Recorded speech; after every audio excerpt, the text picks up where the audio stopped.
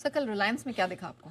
रिलायंस में ज़्यादा कुछ दिखा नहीं, लेकिन एक आध इंपॉर्टेंट चीज़ जो बताना जरूरी है। कल इंट्राडे में हाई बनाया 1489 का, बंद हुआ 1437 पे, यानी कि हाई से करीबन करीबन यहाँ 50 पॉइंट नीचे बंद हुआ है, ठीक है।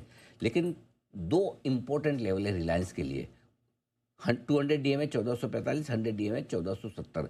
कल दोनों को इंट्राडे में पार किया, 1489 का हाई है, लेकिन बंद नीचे हुआ। तो अब जब तक इन दो लेवल के ऊपर बंद ना हो, रिलायंस में एक रिकवरी भली है लेकिन मजबूती नहीं, ये ध्यान में रखिएगा। नंबर 1। नंबर 2 जो सबसे इंपॉर्टेंट रिलायंस के अलावा निफ्टी का स्टॉक वो है एचडीएफसी बैंक। कल इंट्राडे में 994 पर पहुंचा, बंद हुआ 945 के बड़े सपोर्ट लेवल के ऊपर 949 पर। 940 945 की बात हम लगातार कर रहे थे कि रुकावट का लेवल, उससे थोड़ा सा ऊपर बंद हुआ है। कल एचडीएफसी बैंक के लिए सबसे इंपॉर्टेंट क्या है, 3 लेवल, 50 डीएमए, 100 डीएमए, 200 डीएमए, और तीनों ही 970 से 977 की रेंज में आ रहे हैं। कल इंट्राडे में उसके पार पहुंचा जरूर 994, वो सुबह सुबह बना होगा, कब बना होगा, 61,000 का जो 700 का लाइफ हाई बना, उसमें बना होगा, लेकिन एक्चुअली तो हुआ नहीं। तो अब जब तक 980 के ऊपर बंद नहीं होगा तब तक बड़ा ब्रेकआउट नहीं देगा। लेकिन फिर भी एक चीज़ जो एचडीएफसी बैंक ने बिग डेटा से कमाल करके दिखाई है, वो समझना जरूरी। क्यों मैं बार बार बोलता हूँ, लोग है ना एचडीएफसी बैंक की भी वो लिख चुके थे बेचारे, ये तो बेकार है, खया खत्म है, इससे तो बढ़िया एफडी में पैसे रख लो। अब मैं बताता हूँ एफडी के बजाय स्टॉक में कैसे पैसे बनते हैं।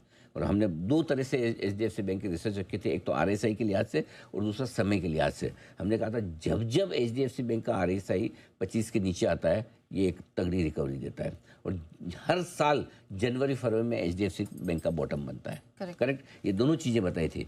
27 जनवरी को और 1 फरवरी को इसका लो बनाया है 905 का, ठीक है।